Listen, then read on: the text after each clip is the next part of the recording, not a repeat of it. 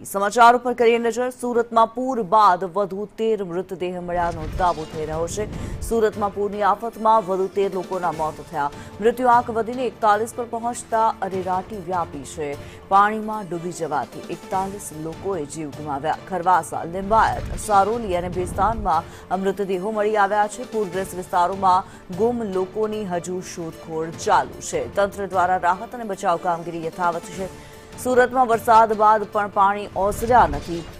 તંત્રની નબળી કામગીરીના કારણે 41 લોકોનો ભોગ લેવાયો છે। ઘરેથી નીકળ્યા બાદ લોકો પોતાના ઘરે પરત ન ફર્યા।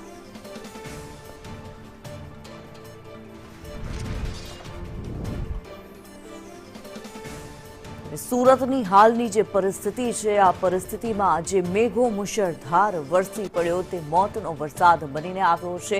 3 દિવસની અંદર 41 લોકોના મોત થયા હોવાનો સામે આવ્યો છે। આંકડો જે સામે આવી રહ્યો છે, 13 લોકોના મૃતદેહ મળી આવ્યા છે। પૂરગ્રસ્ત વિસ્તારોમાં ગુમ થયેલા લોકોની હજુ શોધખોળ ચાલી રહી છે।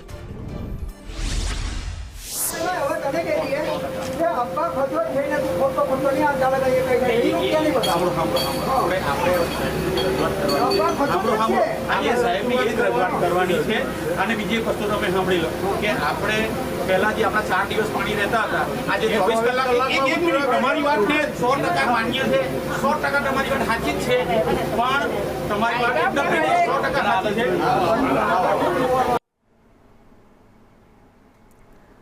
ન્યૂઝરૂમથી અમારી સાથે જિગ્નેશ લાઈવ જોડાયેલા છે। જિગ્નેશ, જાણવા માંગીશું, સુરતની હાલની સ્થિતિ બદથી બદતર છે અને હવે તો જે આંકડો સામે આવી રહ્યો છે, મોતનો આંકડો 41 સુધી પહોંચી ચૂક્યો છે। સુરતમાં જે 6 અને 7 તારીખે વરસાદ આવ્યો હતો, ત્યારબાદ જે પૂરની પરિસ્થિતિનું નિર્માણ થયું અને તેમાં જે ખાડી વિસ્તાર છે તે જીવલેણ સાબિત થયો। જે લોકો પોતાના ઘરેથી નીકળ્યા હતા અથવા તો કામ ધંધે જવા નીકળ્યા હતા, પૂરના પાણીમાં ફસાયા, એટલે કે ખાડીમાં જે પૂર આવ્યું તેમાં ફસાયા અને ત્યારબાદ જે મૃત્યુઆંક છે તે સતત વધી રહ્યો છે। 41 લોકોના મૃત્યુ નિપજ્યા છે, જેમાં વધુ 13 મૃતદેહ મળી આવ્યા છે, જેમાં લિંબાયત વિસ્તારમાં 3, ભેસ્તાનમાં 3, ડિંડોલીમાં 2, વાલકપાટિયા વિસ્તારમાં 2, સારોલીમાં 1, અમરોલીમાં 1, આવી રીતે અલગ અલગ વિસ્તારોની અંદર જે મૃતદેહ મળી આવ્યા છે તે અત્યારે જે મૃતકો છે તેમના પરિવારમાં આક્રંદનો માહોલ જોવા મળી રહ્યો છે। કારણ કે 6 અને 7 તારીખ એટલે કે 2 દિવસ દરમિયાન જે વરસાદ વરસ્યો, સાબેલાધાર વરસાદ હતો અને તેના જ કારણે ખાડી અને તેનો આસપાસનો જે વિસ્તાર હતો તે પૂરના ફેરવાઈ ગયો હતો। પૂરના ફેરવાઈ જવાના સાથે ત્યાં આસપાસના જે નીચાણવાળા વિસ્તારો હતા તેના કેટલાક વિડીયો પણ સામે આવ્યા, જેમાં ગાડીઓ તણાઈ, લોકો બાઇક સાથે તણાયા, ચાલતા રસ્તા ઉપરથી પસાર થતા લોકો પાણીમાં ડૂબી ગયા અને આવા 41 લોકોના મૃત્યુ નિપજ્યા હોવાનો સત્તાવાર અત્યારે જે માહિતી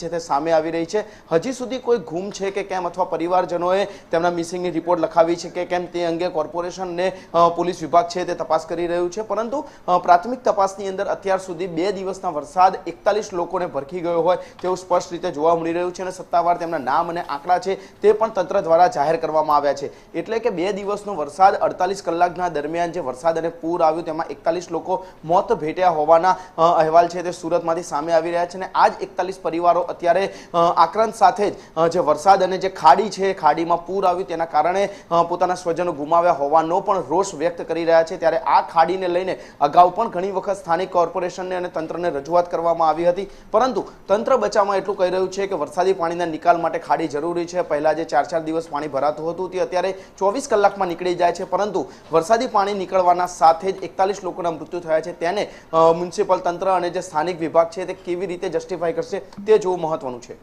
જી, ધન્યવાદ જિગ્નેશ આ માહિતી માટે।